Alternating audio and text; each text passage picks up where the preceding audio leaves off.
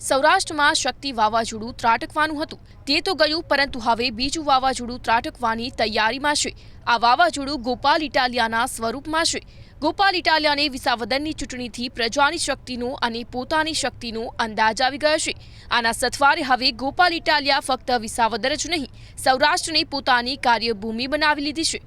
આ જ સંદર્ભમાં રાજકોટમાં ગોપાલ ઇટાલિયાની જાહેર સભા હતી અને તેણે આ સભામાં જણાવ્યું હતું કે આગામી સ્થાનિક સ્વરાજ્યની ચૂંટણીમાં એટલે કે નગરપાલિકાઓની ચૂંટણીમાં રાજકોટમાં વિસાવદર વાળી થવાની છે। વર્તમાન શાસક પક્ષના લોકોએ બિસ્તરા પોટલા સમેટવાનો સમય આવી ગયો છે। તેમણે શાસક પક્ષ પર પ્રહારો કરતા જણાવ્યું કે 30 વર્ષથી પ્રજાએ તેમને શાસન કરવાની તક આપી, છતાં તંત્ર સારા રસ્તા આપી શક્યું નથી પીવાના પાણીની સરખી સગવડ આપી શક્યું। આજે પણ લોકો પાણી વગર ટળવળે છે, બૂમો પાડે છે, નથી સારી ગટર વ્યવસ્થા આપી શક્યું। હવે જો 30 વર્ષના શાસન છતાં પ્રજાએ મૂળભૂત સગવડો માટે વલખા મારવા પડતા હોય તો પછી પ્રજા તેને શું કામ મત આપે? તેમણે જણાવ્યું હતું કે અત્યાર સુધી પ્રજાએ વર્તમાન શાસકોને સક્ષમ વિકલ્પના અભાવે મત આપ્યો હતો। હવે પ્રજા પાસે સ્વચ્છ વહીવટકર્તાઓનો સક્ષમ વિકલ્પ હાજર છે, તો પછી પ્રજા નિષ્ફળ ગયેલા વહીવટકર્તાઓને શું કામ ફરીથી છૂટે? આમ વિસાવદરની પેટા ચૂંટણી પછી રાજકોટ સૌરાષ્ટ્રમાં ફૂંકાનારી ક્રાંતિની બીજી ભૂમિ બનશે। વર્તમાન શાસકોના આટલા વર્ષોના શાસન પછી પણ પ્રજા ઉભડક જીવે છે, મૂળભૂત સગવડો વગર ટળવળે છે। આવું આટલા વર્ષોથી ચાલતું રહેવાને કારણે હવે શાસકો નહીં, પ્રજા વિચારશે। પ્રજાએ નક્કી કરવું પડશે કે તેને હવે સ્વચ્છ વહીવટ જોઈએ છે કે નહીં। તેમના પાણી, ગટર, સારા રસ્તા, સારી સ્કૂલ જેવી માળખાકીય સગવડો જોઈએ છે કે નહીં। સારી સરકારી સ્કૂલો જોઈએ છે કે પછી મોંઘી દાટ ખાનગી સ્કૂલોમાં પીસાવવું છે, તે રાજકોટની પ્રજા જ હવે નક્કી કરશે। આજે રાજકોટની અંદર મૌલી ચોક વિસ્તારમાં આમ આદમી પાર્ટી દ્વારા ગુજરાત જોડો કાર્યક્રમ અંતર્ગત એક જનસભાનું આયોજન કરવામાં આવ્યું।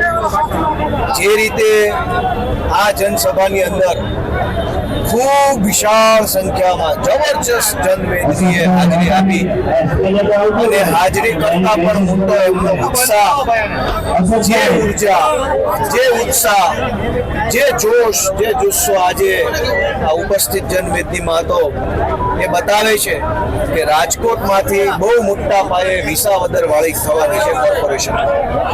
રાજકોટ શહેરમાં છેલ્લા ઘણા વર્ષોથી ભ્રષ્ટ ભાજપ પાર્ટીની મહાનગરપાલિકામાં સરકાર છે। આ સરકાર કોઈ પણ પ્રકારનું લાંબા ગાળાનું આગોતરું આયોજન કર્યા વગર માત્ર પૈસા ખાવા, લોકોને ધક્કે ચડાવવા, રોડ તૂટેલા, પાણી અનેક વિસ્તારમાં આવતું નથી, ગટરોના ઠેકાણા નથી, ટ્રાફિકની સમસ્યા, પાર્કિંગની સમસ્યા, લાંબા વર્ષોથી ભાજપની બોડી હોવા છતાંય આટલી સમસ્યા જનતા ભોગવી રહી છે, ત્યારે રાજકોટની પ્રજા જે નક્કી કરશે તે પછી સૌરાષ્ટ્રની પ્રજા પણ નક્કી કરશે, કારણ કે સૌરાષ્ટ્રનું પ્રતિબિંબ રાજકોટમાં પડે છે। તેના પછી ક્રાંતિની ફૂંકાનારી આંધી આખા સૌરાષ્ટ્રમાં ફરી વળશે। પ્રજાએ તંત્રને સરખી રીતે ન ચલાવનાર અને તંત્રને સારી રીતે ચલાવનારા લોકો વચ્ચે પસંદગી કરવાની છે। રાજકોટની પ્રજાએ તેમને અન્યાય કરનારાઓને પણ જવાબ આપવાનો છે અને જ્યારે પણ રાજકોટે જવાબ આપ્યો છે ત્યારે તેણે હંમેશા પ્રજાકીય ખમીરના દર્શન કરાવ્યા છે। આ વિશાળ જનસભા તે રાજકોટના આ જ ખમીરનું દર્શન છે। આ જનસભામાં આવનારાઓ જાતે આવ્યા છે, તેને સરકારી બસો ભરીને લાવવામાં આવ્યા નથી। આમ ગોપાલ ઇટાલિયા સૌરાષ્ટ્રના ગામડા ખૂંદી વળીને લોકોના પ્રશ્નો હાથ ધરી રહ્યા છે, તેમના અસંતોષને વાચા આપી રહ્યા છે। તેના કારણે શાસક પક્ષના કાર્યકરોની પણ ઊંઘ ઉડી ગઈ છે અને તે પણ દોડતા થઈ ગયા છે। ગોપાલ ઇટાલિયાએ ખાસ કરીને ખેડૂતોને ખાતર મળતું નથી અને એપીએમસીમાં તેમને થતા અન્યાયને વાચા આપી છે, જે મુખ્યત્વે સૌરાષ્ટ્રના ખેડૂતોને સ્પર્શતા પ્રશ્નો છે અને આજે તે હકીકત છે। આજે સૌરાષ્ટ્રવાસીઓ જાણે તેમને અન્યાય થયાની લાગણી અનુભવે છે। તેમને પક્ષથી માંડીને સરકારમાં પણ અપેક્ષિત પ્રતિનિધિત્વ મળી રહ્યું નથી તેવું તેમને લાગી રહ્યું છે। તેમને અવાજ સાંભળવામાં આવતો નથી તેવું પણ તેમને લાગી રહ્યું છે। ખાતર મળતું નથી જ્યારે એપીએમસીમાં પૂરતા ભાવ મળતા નથી, પાકા રસ્તા મળતા નથી જ્યારે કેટલાય સ્થળોએ સગવડોનો અભાવ છે, તેથી ગામડા ખાલી થઈને શહેરોમાં ઠલવાઈ રહ્યા છે। શહેરોમાં પણ રોજગારી પૂરતા પ્રમાણમાં નથી, પાટીદારોમાં પણ લેઉવા પાટીદારોને શાસક પક્ષની ખાસો અસંતોષ છે. ગોપાલ ઇટાલિયા આ વાત સુપેરે જાણે છે.